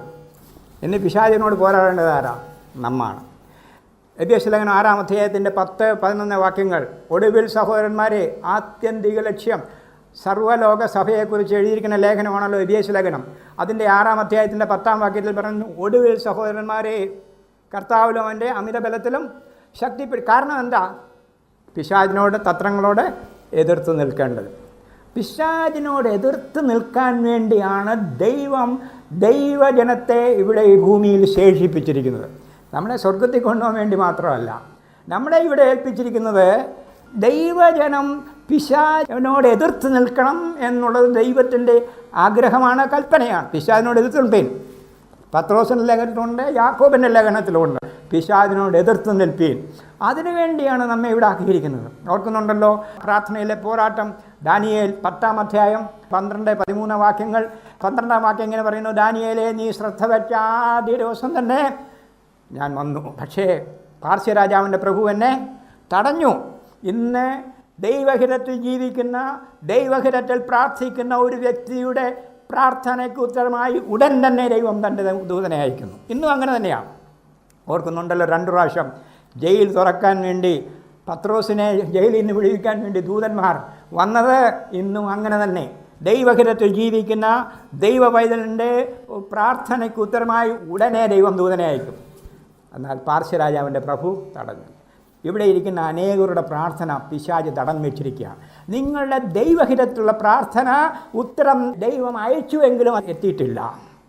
അത് പിശാചിനോട് പോരാടി ആ തടസ്സം മാറ്റേണ്ടത് നമ്മുടെ ജോലിയാണ്. നമ്മളൊക്കെ പലപ്പോഴും ദൈവകരങ്ങളിൽ കാര്യം ഏൽപ്പിച്ചിട്ട് പോയി കിടന്ന് ഉറങ്ങുന്നവരാണ്. ബ്രദർ, ആ കാര്യം ഞങ്ങൾ ദൈവകരങ്ങളിൽ സമർപ്പിച്ചിരിക്കുക. നേരാ, ദൈവം ഉത്തരം തരികയും ചെയ്തു. പക്ഷേ ആ ഉത്തരം ഇവിടെ എത്തിയിട്ടില്ല. കാരണം പിശാച് തടഞ്ഞു വെച്ചിരിക്കുന്നു. ഈ പിശാചിൻ്റെ തടസ്സം മാറ്റേണ്ടത് ദാനിയേൽ പ്രാർത്ഥിക്കുമ്പോൾ ഉടനെ ഉത്തരം ലഭിക്കും. ദാനിയേലിൻ്റെ പുസ്തകത്തിൽ പ്രിയ പുരുഷനാകുന്ന ദാനിയേൽ താൻ മുട്ടുകുത്തി പ്രാർത്ഥിക്കുന്ന ഉടനെ ഉത്തരം വരും. പക്ഷേ ഈ പ്രാവശ്യം പ്രാർത്ഥിച്ചിട്ട് ഉത്തരം വരുന്നില്ല. കാരണം എന്താ? പിശാചിനറിയാം അവൻ്റെ ഭാവിയെക്കുറിച്ചാണ് പ്രവചിക്കാൻ പോകുന്നുണ്ട്. അടുത്ത അധ്യായങ്ങൾ അതാണല്ലോ. അപ്പോൾ എങ്ങനെയെങ്കിലും ഇത് തടയണമെന്ന് അവൻ തീരുമാനിച്ചു. കണ്ണടച്ച് ജാമ്പുവാൻ വഴി കിടക്കുക. ദൂതൻ വന്നു, വഴി കടഞ്ഞു, റോഡ് ബ്ലോക്ക്. തിരിച്ചുപോയി മുട്ടിന്മേൽ നിൽക്കുകയാണ്. ദാനിയേൽ നിൽക്കുക. സ്വാദു ഭക്ഷണം കഴിക്കുന്നില്ല, തലയിൽ എണ്ണ പരത്തുന്നില്ല. ദാനിയേലിന് വേറെ യാതൊരു ശ്രദ്ധയുമില്ല. ദാനിയേലിൽ പൂർണ്ണ ശ്രദ്ധയോടെ പ്രാർത്ഥിക്കുക 21 ദിവസം. ആ 21 ദിവസം ദൈവം പിന്നെ ദൂതന്മാരെ എൻ്റെ മകൻ അവിടെ നൂട്ടിനെ നിൽക്കുന്നു, പോകുക പോകുക. അപ്പോൾ രണ്ടാമതൊരു ദൂതനെ 21 ദിവസത്തിന് ശേഷം അവിടെ ഏൽപ്പിച്ചിട്ട് ആദ്യത്തെ ദൂതൻ വരുന്നു. സഹോദരന്മാരെ, നമ്മുടെ പ്രാർത്ഥനകൾ ഇന്ന് അനേക പ്രാർത്ഥനകൾ ദൈവം ഉത്തരം തന്നിട്ട് എങ്കിലും അത് നമ്മിൽ എത്തിയിട്ടില്ല. കാരണം പിശാച് ഉത്തരം തടഞ്ഞു വെച്ചിരിക്കുകയാണ്. നമുക്ക് പോരാടി അവനെ ജയിക്കേണ്ട ദൗത്യം നമ്മെ ഏൽപ്പിച്ചിരിക്കുകയാണ്. കർത്താവിൽ അവൻ്റെ അമിത ശക്തിയിലും നിറഞ്ഞ് ദൈവത്തിൻ്റെ സർവായുധ വർഗം ധരിച്ച് അവനോട് പോരാടി അവൻ്റെ കയ്യിൽ നിന്ന് തടസ്സം മാറ്റുക എന്നുള്ളത് നമ്മുടെ കർത്തവ്യമാണ്. ഇല്ലെങ്കിൽ പിശാച് ജയിച്ചു തന്നെ. പ്രാർത്ഥനയിൽ പോരാടുക എന്നുള്ളത് സകല വിശ്വാസിയുടെയും കർത്തവ്യമാണ്. ഇന്ന് അനേകരെ, നമ്മുടെ കുടുംബത്തിലുള്ളവരെ, നമ്മുടെ സ്നേഹിതരെ പിശാച് കോട്ടയ്ക്കുള്ളിലാക്കി വെച്ചിരിക്കുകയാണ്. ആ കോട്ടകളെ ഇടിക്കേണ്ടത് നമ്മുടെ ജോലിയാണ്. 2 കൊരിന്ത്യർ 10:4-5 വാക്യങ്ങൾ. ഈ കോട്ടകളെ ഇടിക്കേണ്ടത് നമ്മുടെ ജോലിയാണ്. സുവിശേഷത്തിൻ്റെ സത്യം കാണാതെ വണ്ണം അവരുടെ മനസ്സ് കുരുടാക്കിയിരിക്കുകയാണ്. 2 കൊരിന്ത്യർ 4:4. ആ കോട്ടകളെ ഇടിച്ച് സുവിശേഷത്തിൻ്റെ വെളിച്ചം അവർ കാണേണ്ടതിന് ഇടയാകേണ്ടത് നാം ഉപയോഗിക്കേണ്ട ആത്മീയ ആയുധങ്ങളാണ് ഈ പ്രാർത്ഥന. എങ്കിൽ മാത്രമേ നമ്മുടെ കുടുംബത്തിലുള്ളവർ, നമ്മുടെ അയൽവാസികൾ കർത്താവിൻ്റെ രക്ഷ അനുഭവിക്കാൻ ഇടയാകുകയുള്ളൂ. അവരാരും നശിച്ചു പോകുന്ന അവൻ്റെ ഇഷ്ടമല്ല. ആ ദൗത്യം നമ്മെ ഏൽപ്പിച്ചിരിക്കുകയാണ്. പോരാടാൻ വേണ്ടിയാണ് നമ്മെ ഏൽപ്പിച്ചിരിക്കുന്നത്. അത് സാധിക്കുമെങ്കിൽ മാത്രമേ ദൈവഹിതം ഭൂമിയിൽ നിറവേറുകയുള്ളൂ. ഈ പ്രാർത്ഥനയിലെ പോരാട്ടം എന്താണ്? ലൂക്കോസ് 22:44 അതേ വാക്ക് മലയാളത്തിൽ തർജ്ജമ ചെയ്തിരിക്കുന്നത്. ലൂക്കോസ് 22:44 അതേ വാക്ക് മൂലഭാഷയിൽ ഒരേ വാക്കാണ്. അതിൻ്റെ 44-ാമത്തെ വാക്യം. പിന്നെ അവൻ പ്രാണവേദനയിലായി. പ്രാർത്ഥനയിലെ പോരാട്ടം എന്ന് പറഞ്ഞാൽ പ്രാർത്ഥനയിലെ പ്രാണവേദനപ്പെടലാണ്. അത് പ്രാർത്ഥനയിൽ പ്രാണവേദനപ്പെടണം. യേശു കർത്താവ് ഈ ഭൂമിയിൽ ജീവിച്ചപ്പോൾ എങ്ങനെ പ്രാർത്ഥിച്ചു എന്ന് എബ്രായ ലേഖനം 5:7 പറഞ്ഞിട്ടുണ്ട്. അവൻ കണ്ണീരോടും ഉറച്ച ശബ്ദത്തോടും കൂടെ പ്രാർത്ഥിച്ചു. അവനൊരിക്കലും തൻ്റെ ശിഷ്യന്മാരോടുകൂടി ഇരുന്ന് പ്രാർത്ഥിച്ചിട്ടില്ല. കാരണം അവർക്കത് മനസ്സിലാക്കാൻ കഴിയുകയില്ല. അവൻ തനിയെ പോയി പ്രാർത്ഥിക്കും. എങ്ങനെയാണ് പ്രാർത്ഥിക്കുന്നത്? ഉറച്ച ശബ്ദത്തോടും നിലവിളിയോടും കൂടെ ഇങ്ങനെ ഏകമായി തനിയെ റൂമടച്ചിട്ട് നാം അങ്ങനെ പ്രാർത്ഥിക്കണം എന്ന് ദൈവം ആഗ്രഹിക്കുന്നു. എങ്കിൽ മാത്രമേ ഭൂമിയിൽ ദൈവഹിതം നിറവേറുകയുള്ളൂ. എങ്കിൽ മാത്രമേ അവൻ്റെ നാമം മഹത്വപ്പെടുകയുള്ളൂ. സഹോദരന്മാരെ, മറക്കരുത്, ദൈവം നമ്മെ ആശ്രയിച്ചിരിക്കുന്നു. വീണ്ടും പറയുകയാണ്, we cannot do anything without him. അവനില്ലാതെ നമുക്കൊന്നും ചെയ്യാൻ കഴിയില്ല. But he will not do anything without us. നാം ഇല്ലാതെ അവനൊന്നും ചെയ്യുകയില്ല. അവൻ നമ്മെ ആശ്രയിച്ചിരിക്കും. We cannot, but he will not. We cannot without him, he will not without us. നമുക്ക് നമ്മെ തന്നെ ഉണർത്താം, നമുക്ക് ജാഗരിക്കാം. പ്രാർത്ഥനയിൽ 1-ാം തലത്തിൽ നിന്ന് 2-ാം തലത്തിലേക്ക് പോകാം. 2-ാം തലത്തിൽ നിന്ന് ശക്തി പ്രാപിച്ചവരായി, ദൈവഹിതം അറിഞ്ഞവരായി, ദൈവാത്മാവിനാൽ നിറഞ്ഞവരായി പിശാചിനോട് പോരാടാം, അവനെ തോൽപ്പിക്കാം, അനേകരെ തീർന്ന് വലിച്ചെടുക്കാം. കർത്താവ് കൃപ തരട്ടെ. അവരുടെ നാമത്തിന് സ്തോത്രം.